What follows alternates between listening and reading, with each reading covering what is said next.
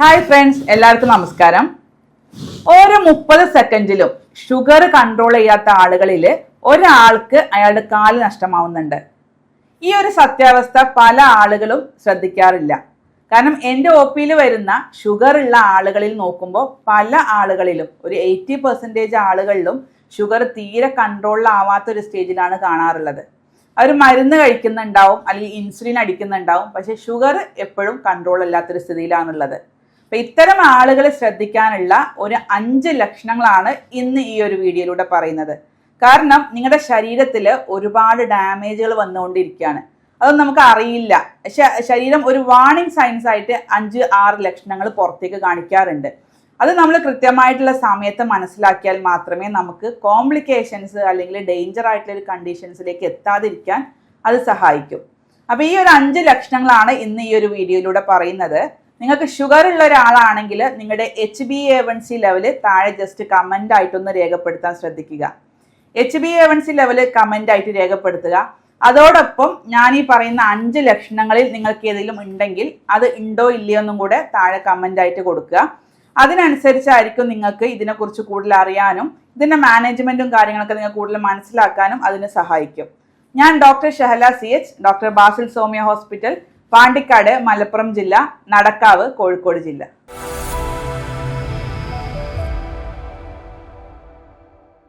Sugar ഉള്ള ആളുകൾ ശ്രദ്ധിക്കാനുള്ള ഒരു 5 ലക്ഷണങ്ങളിൽ ഏറ്റവും പ്രധാനപ്പെട്ട അല്ലെങ്കിൽ ഏറ്റവും നമ്പർ 1 ആയിട്ട് പറയുന്ന ഒരു ലക്ഷണമാണ് നമുക്ക് വീട്ടിൽ വെച്ചിട്ട് നമുക്ക് ഏറ്റവും നേരത്തെ കണ്ടെത്താൻ പറ്റുന്ന ഒരു ലക്ഷണമാണ് പറയുന്നത്. അതിൽ ഏറ്റവും ഫസ്റ്റ് ആയിട്ട് പറയുന്നത് നമ്മുടെ കാലൊന്ന് പരിശോധിച്ച് നോക്കുക. പ്രത്യേകിച്ച് ഷുഗർ ഉള്ള ആളുകൾ അവരുടെ കാല് ഇടയ്ക്കിടെ പരിശോധിക്കുന്നത് നല്ലതാണ്. പ്രത്യേകിച്ച് ഓരോ മാസത്തിലെങ്കിലും 2 മാസം കൂടുമ്പോഴെങ്കിലും കാല് രണ്ടൊന്ന് പരിശോധിച്ച് നോക്കുക. കാല് നമ്മൾ തൊട്ട് നോക്കുന്നത് നമ്മുടെ കൈയിൻ്റെ ഈ ഭാഗം വെച്ച് കാലിൻ്റെ സ്കിന്നൊന്ന് തൊട്ട് നോക്കുക. ആ സമയത്ത് നല്ല തണുത്തിരിക്കുന്ന ഒരു സ്കിന്നാണ് ഈ കാലിലുള്ളതെങ്കിൽ നമുക്ക് ഈ ഡയബറ്റീസിൻ്റെ കോംപ്ലിക്കേഷൻസ് സ്റ്റാർട്ട് ചെയ്തെന്ന് മനസ്സിലാക്കാം.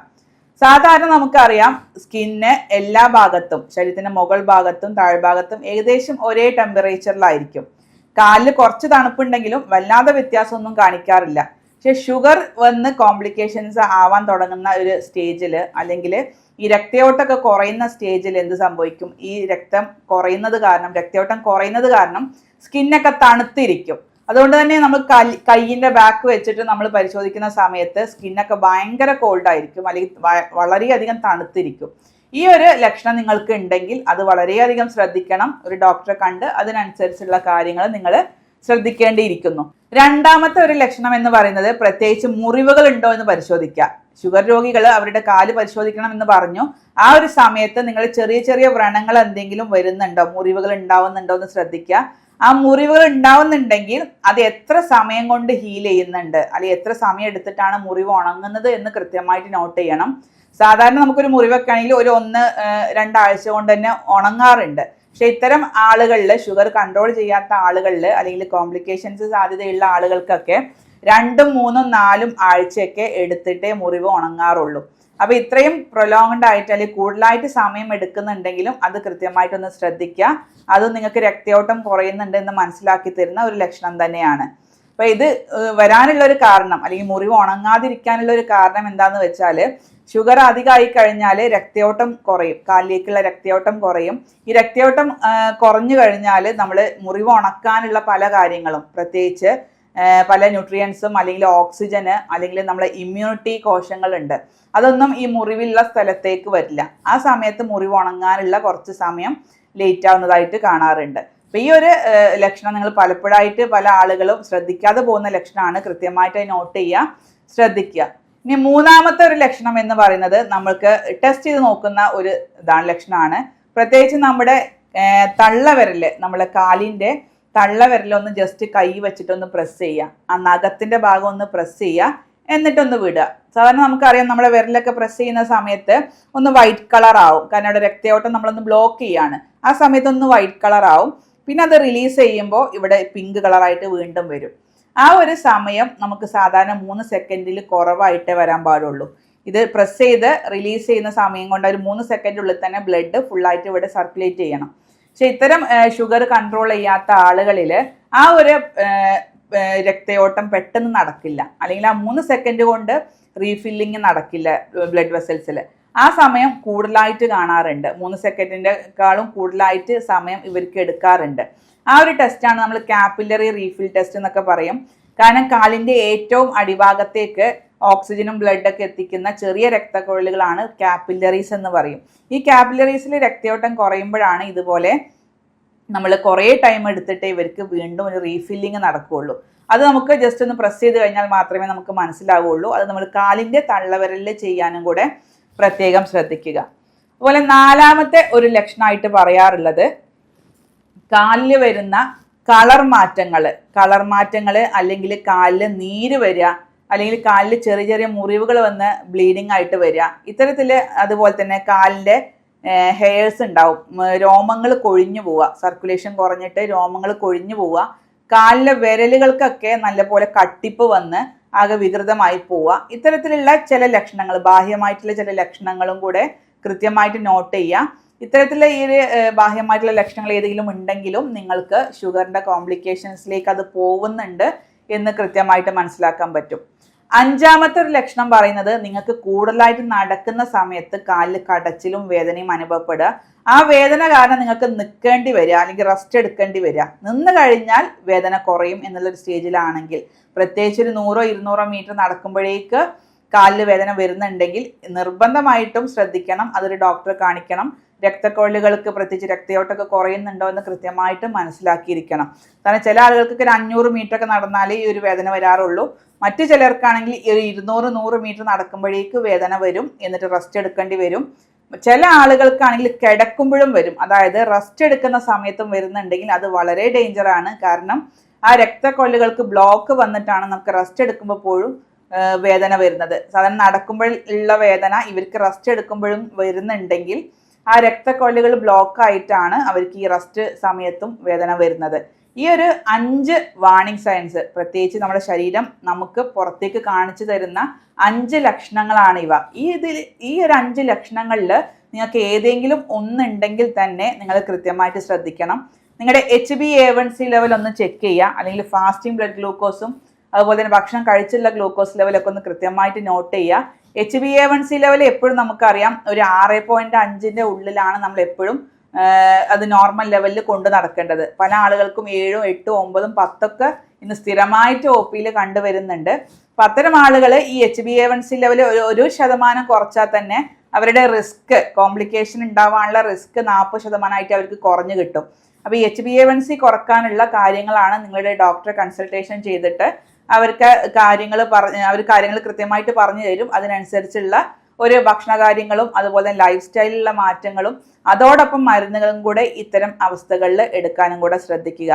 കാരണം നമ്മൾ ഈ ഒരു ഷുഗർ എന്നുള്ള ഒരു കണ്ടീഷന് പ്രത്യേകിച്ച് നമ്മുടെ ലൈഫ് സ്റ്റൈലും ഭക്ഷണം തന്നെയാണ് ഏറ്റവും പ്രധാനമായിട്ട് വരാറുള്ളത്.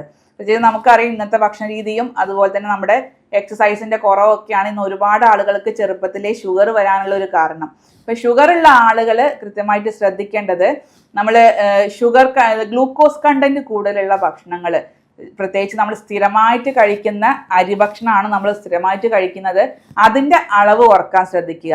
അതിൽ തന്നെ നമ്മൾ വൈറ്റ് റൈസ് ഉപയോഗിക്കുന്ന ആളുകളാണെങ്കിൽ അത് പൂർണ്ണമായിട്ട് ഒഴിവാക്കുക. അതിന് പകരം നമുക്ക് ഗ്ലൂക്കോസിൻ്റെ അളവ് കുറവുള്ള, അല്ലെങ്കിൽ ഗ്ലൂക്കോസ് പെട്ടെന്ന് ആഗിരണം ചെയ്യാത്ത, ഈ തവിട് കളയാത്ത അരിയാണ് നമ്മൾ സ്ഥിരമായിട്ട് ഈ ഷുഗർ രോഗികൾ ഉപയോഗിക്കാൻ വളരെയധികം നല്ലത്. വൈറ്റ് റൈസ് പൂർണ്ണമായിട്ട് ഒഴിവാക്കാനും കൂടെ ശ്രദ്ധിക്കുക. തവിട് കളയാത്ത അരി നമുക്ക് ഉപയോഗിക്കുമ്പോൾ ശ്രദ്ധിക്കേണ്ടത് ഒരു പ്ലേറ്റ് നിറയെ കഴിക്കാനല്ല. ഒരു പ്ലേറ്റ് എടുത്തു കഴിഞ്ഞാൽ അതിൻ്റെ 4/1 ആക്കിയിട്ട് ഡിവൈഡ് ചെയ്യുക. ഒരു പോർഷൻ മാത്രം അരി ഉപയോഗിക്കുക, ബാക്കി പോർഷൻസ് നമുക്ക് പച്ചക്കറികളായിട്ട് ഉപയോഗിക്കാം, അല്ലെങ്കിൽ മീനോ ചിക്കനോ മുട്ടയോ ഉപയോഗിക്കാം. അത് കഴിഞ്ഞ് ഫ്രൂട്ട്സുകൾ കഴിക്കാം. ഫ്രഷ് ആയിട്ട് സീസണലായിട്ട് കിട്ടുന്ന ഫ്രൂട്ട്സുകൾ കുറച്ച് കഴിക്കുന്നത് കൊണ്ട് യാതൊരു കുഴപ്പമില്ല. അധികം മധുരമുള്ള ഫ്രൂട്ട്സുകൾ ഒഴിവാക്കിയാൽ മതി. പ്രത്യേകിച്ച് ചക്ക, മാങ്ങ പോലെയുള്ള അമിതമായിട്ട് മധുരമുള്ള ഫ്രൂട്ട്സുകൾ സ്ഥിരമായിട്ട് കഴിക്കാതിരിക്കുക. ബാക്കി സീസണലിൽ കിട്ടുന്ന ഫ്രൂട്ട്സുകളൊക്കെ ഷുഗർ രോഗികൾക്ക് കുറച്ച് കഴിക്കാവുന്നതാണ്. അതോടൊപ്പം ഡ്രൈ ഫ്രൂട്ട്സുകൾ കഴിക്കാം. ഡ്രൈ ഫ്രൂട്ട്സുകൾ ചെറിയ അളവിൽ മാത്രം കഴിക്കാനും കൂടെ ശ്രദ്ധിക്കുക. അതുപോലെ തന്നെ വിറ്റാമിൻ സി കണ്ടന്റ് ഉള്ള ഓറഞ്ച്, മുസമ്പി പോലെയുള്ള ഫ്രൂട്ട്സുകളും ഇത്തരം രോഗികൾക്ക് വളരെയധികം നല്ലതാണ്. ഇതിന് പകരം നമുക്ക് ബേക്കറി ഐറ്റംസ് പൂർണ്ണമായിട്ട് ഒഴിവാക്കുക. കാരണം ബേക്കറി ഐറ്റംസിൽ നമുക്ക് വളരെ ഫ്രഷ് ആയിട്ട് അല്ലെങ്കിൽ ഗ്ലൂക്കോസ് കണ്ടന്റ് വളരെയധികം ബ്ലഡിലേക്ക് എടുക്കുന്ന ബേക്കറി ഐറ്റംസ് ആണെന്ന് ഒരുപാടുള്ളത്. അല്ലെങ്കിൽ നമ്മൾ റെഡിമെയ്ഡ് ആയിട്ട് കിട്ടുന്ന ഒരുപാട് ഭക്ഷണങ്ങൾ, പാക്കറ്റ് ഫുഡുകളുണ്ട്. അതിലൊക്കെ പെട്ടെന്ന് നമുക്ക് ഗ്ലൂക്കോസ് പെട്ടെന്ന് ആഗിരണം ചെയ്യുന്നുണ്ട്. അത്തരം പാക്കറ്റ് ഫുഡുകളും റെഡിമെയ്ഡ് ആയിട്ട് അല്ലെങ്കിൽ പെട്ടെന്ന് പ്രിപ്പയർ ചെയ്ത് കിട്ടുന്ന ഫുഡുകളും വളരെയധികം ഒഴിവാക്കാനും കൂടെ ശ്രദ്ധിക്കുക. അതുപോലെ തന്നെ ഫാറ്റ് കണ്ടന്റ് കൂടുതലുള്ള പാലുൽപ്പന്നങ്ങളും കുറക്കാനും കൂടെ ശ്രദ്ധിക്കുക. ഇതോടൊപ്പം നിങ്ങൾ ശ്രദ്ധിക്കേണ്ടത് ഓയിൽ ഉപയോഗിക്കുന്ന ആളുകളാണെങ്കിൽ, പ്രത്യേകിച്ച് നമ്മൾ കരിച്ചതും പൊരിച്ചതൊക്കെ ഡെയിലി ഉപയോഗിക്കുന്ന ആളുകളാണെങ്കിൽ അത് ഒഴിവാക്കാൻ ശ്രദ്ധിക്കുക. അതുപോലെ ഓയിലിൽ ശ്രദ്ധിക്കേണ്ടത് റീയൂസ് ചെയ്ത ഓയിലുകൾ, പ്രത്യേകിച്ച് സ്ഥിരമായിട്ട് ഉപയോഗിച്ച ഓയിൽ വീണ്ടും വീണ്ടും ഉപയോഗിക്കുന്നത് ടെൻഡൻസി ഉണ്ടെങ്കിൽ അത് പൂർണ്ണമായിട്ട് ഒഴിവാക്കാൻ ശ്രദ്ധിക്കുക. വനസ്പതി അല്ലെങ്കിൽ സൺഫ്ലവർ ഓയിൽ പോലെയുള്ള നമുക്ക് ശരീരത്തിന് കേടുണ്ടാക്കുന്ന ഓയിലുകൾ പൂർണ്ണമായിട്ട് ഒഴിവാക്കണം. അതോടൊപ്പം നമുക്ക് കോക്കനട്ട് ഓയിൽ കുറച്ച് സേഫ് ആയിട്ട് ഉപയോഗിക്കാം. അല്ലെങ്കിൽ ഒലീവ് ഓയിൽ, അതിലൊക്കെ നമുക്ക് കൂടുതലായിട്ട് അൺസാച്ചുറേറ്റഡ് ആയിട്ടുള്ള ഫാറ്റാണ് അതിൽ കൂടുതലായിട്ടുള്ളത്. അപ്പോൾ ഒലീവ് ഓയിലോ അല്ലെങ്കിൽ കോക്കനട്ട് ഓയിലോ നമുക്ക് ആവശ്യത്തിനനുസരിച്ച് ഉപയോഗിക്കാം. ബാക്കിയുള്ള ഓയിലുകൾ, പ്രത്യേകിച്ച് നമ്മൾ വെജിറ്റബിൾ ഓയിൽസിൽ സൺഫ്ലവർ ഓയിലൊക്കെ പൂർണ്ണമായിട്ടും ഒഴിവാക്കി കഴിഞ്ഞാൽ തന്നെ നമുക്ക് ഈ ഷുഗർ ലെവൽ, HbA1c ലെവൽ നമുക്ക് ഒരു പരിധി വരെ നോർമൽ ലെവലിലേക്ക് കൊണ്ടുവരാൻ പറ്റും. ഇനി ഓവറായിട്ട് വെയിറ്റ് ഉള്ള ആളുകളാണെങ്കിൽ വെയിറ്റ് കുറക്കാനുള്ള കാര്യങ്ങളും കൂടെ ശ്രദ്ധിക്കുക. BMI ചെക്ക് ചെയ്യുക. BMI നോക്കുമ്പോൾ ഹൈറ്റിനനുസരിച്ചുള്ള വെയിറ്റ് തന്നെയാണോ എന്ന് കൃത്യമായിട്ട് ചെക്ക് ചെയ്യുക. അതിൽ സംശയമുള്ള ആളുകളാണെങ്കിൽ ഒരു ഡോക്ടറെ അടുത്ത് ചോദിച്ചു കഴിഞ്ഞാൽ കൃത്യമായിട്ട് എങ്ങനെയാണ് ഒരാളുടെ BMI കണക്കാക്കുക, അല്ലെങ്കിൽ ഹൈറ്റിനനുസരിച്ചാണോ നിങ്ങൾക്ക് വെയിറ്റ് ഉള്ളതെന്നൊക്കെ കൃത്യമായിട്ട് ഡോക്ടർ പറഞ്ഞു തരും. ഇതിനനുസരിച്ച് വെയിറ്റും കൂടെ കുറച്ച് കഴിഞ്ഞാലും നിങ്ങൾക്ക് പെട്ടെന്ന് HbA1c ലെവലിൽ നമുക്ക് വളരെയധികം നല്ല ഇമ്പ്രൂവ്മെന്റ് കാണാറുണ്ട്. ഈ പറഞ്ഞ പോലെ HbA1c ലെവൽ 1% കുറഞ്ഞു കഴിഞ്ഞാൽ നമുക്ക് ഈ ഒരു റിസ്ക്, പ്രത്യേകിച്ച് ഇന്നത്തെ കാലത്തൊക്കെ നമ്മൾ കൂടുതലായിട്ട് കണ്ടുവരുന്നത് രക്തയോട്ടം കുറഞ്ഞ് പലപ്പോഴും കാല് വരെ മുറിച്ച് മാറ്റേണ്ടി വരുന്ന അല്ലെങ്കിൽ ആംബ്യൂട്ടേഷൻ എന്നുള്ള പ്രോസസ്സ് ചെയ്യേണ്ടി വരുന്ന പല അവസ്ഥകളും കണ്ടുവരുന്നുണ്ട്. അത്തരം അവസ്ഥകളിലേക്കൊക്കെ എത്താതിരിക്കാൻ ഷുഗർ ഉള്ള ആളുകൾ ഈ പറയുന്ന കാര്യങ്ങൾ നിങ്ങൾ കൃത്യമായിട്ട് ശ്രദ്ധിക്കുക. ഓരോ ലക്ഷണങ്ങളും നിങ്ങൾ കൃത്യമായിട്ട് പരിശോധിക്കുക. നിങ്ങളുടെ കാലുകൾ, പ്രത്യേകിച്ച് ഷുഗർ ഉള്ള ആളുകൾ കാലുകൾ ഡെയിലി അല്ലെങ്കിൽ മാസത്തിലൊക്കെ നിങ്ങൾ കാലൊന്ന് ചെക്ക് ചെയ്യുക. നിങ്ങളുടെ സ്കിന്നിന് എന്തെങ്കിലും മാറ്റങ്ങൾ വന്നിട്ടുണ്ടോ, അല്ലെങ്കിൽ മുറിവുകൾ എന്തെങ്കിലും ഉണ്ടാക്കുന്നുണ്ടോ എന്നൊക്കെ കൃത്യമായിട്ട് നോക്കുക. അതിൻ്റെ ടെമ്പറേച്ചർ നോക്കുക. ഇത്തരം ലക്ഷണങ്ങൾ കൃത്യമായിട്ട് നോക്കിയാൽ തന്നെ നിങ്ങൾക്ക് കോംപ്ലിക്കേഷൻസിലേക്ക് എത്താതിരിക്കാൻ അത് വളരെയധികം സഹായിക്കും. നമ്മൾ ഷുഗർ ഉള്ള ആളുകൾക്ക് കൃത്യമായിട്ടുള്ള ട്രീറ്റ്മെൻറ്റ് ചെയ്തു വരുന്നുണ്ട്. അതായത് രോഗിയുടെ രോഗകാരണങ്ങൾ കൃത്യമായിട്ട് കണ്ടെത്തും. അവരുടെ എല്ലാ ലക്ഷണങ്ങളും മനസ്സിലാക്കിക്കൊണ്ട് അവർക്ക് അനുയോജ്യമായിട്ടുള്ള ഒരു കോൺസ്റ്റിറ്റ്യൂഷണൽ ട്രീറ്റ്മെൻ്റ് ആണ് ചെയ്തു വരുന്നത്. ഇതിൽ ജർമ്മൻ ഹോമിയോപ്പതിക് മരുന്നുകൾ ഉപയോഗിച്ച് വരുന്നുണ്ട്. ഇതിലൂടെ ഒരുപാട് രോഗികൾക്ക് ഇത്തരം ഷുഗർ എന്നൊരു രോഗാവസ്ഥയിൽ നിന്ന് നമുക്ക് ഒരുപാട് നല്ല റിസൾട്ട് കൊടുക്കാൻ കഴിഞ്ഞിട്ടുണ്ട്. അതുപോലെ തന്നെ ഷുഗർ വന്ന് നമുക്ക് അൾസർ ആയിട്ടുള്ള അല്ലെങ്കിൽ വ്രണങ്ങൾ വന്ന ഒരുപാട് കേസുകൾ നമ്മുടെ OP-യിൽ വരാറുണ്ട്. അപ്പോൾ ഈ ഒരു വിഷയവുമായി ബന്ധപ്പെട്ട് നിങ്ങൾക്ക് കൂടുതൽ അറിയണം എന്നുണ്ടെങ്കിൽ, അല്ലെങ്കിൽ ഇതുമായി ബന്ധപ്പെട്ട് ഷുഗറിൻ്റെ കൺട്രോളിങ്ങിനെ കുറിച്ച് എന്തെങ്കിലും കൂടുതൽ സംശയങ്ങൾ ഉണ്ടെങ്കിൽ താഴെ കാണുന്ന വാട്സപ്പ് നമ്പറിൽ ബന്ധപ്പെടാം. നേരിട്ട് വരാൻ ബുദ്ധിമുട്ടുള്ള കുറേ ആളുകളുണ്ട്, പ്രത്യേകിച്ച് കാലിലൊക്കെ രക്തയോട്ടം കുറഞ്ഞ് നടക്കാൻ ബുദ്ധിമുട്ടുള്ള ആളുകളൊക്കെ ഉണ്ടെങ്കിൽ നേരിട്ട് വരാൻ ബുദ്ധിമുട്ടുള്ളവർക്ക് നമ്മൾ ഓൺലൈൻ ആയിട്ടുള്ള കൺസൾട്ടേഷനും കൂടെ ചെയ്തു വരുന്നുണ്ട്.